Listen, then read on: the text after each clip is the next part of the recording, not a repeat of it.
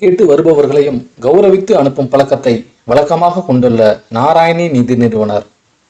கும்பகோணம் அடுத்த வாலபுரம் ஸ்ரீ செல்லியம்மன் ஆலய கட்டமைப்பு பணிக்கு பொருளுதவி வழங்கிட வலியுறுத்தி ஸ்ரீ நாராயணி நிதி நிறுவனத்தின் நிர்வாக இயக்குனர் கார்த்திகேயனை நேரில் சந்தித்து அப்பகுதி மக்கள் கோரிக்கை மனு வழங்கினர்.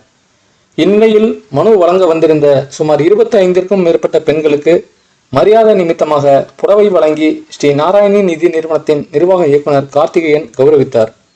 மேலும் கோயில் நிகழ்ச்சி சிறப்பாக நடைபெற அனைத்து உதவிகளையும் செய்வதாகவும் விழா சிறப்பாக நடைபெறுவதற்கான வேலைகளை செய்யும்படியும் கார்த்திகேயன் வலியுறுத்தினார்.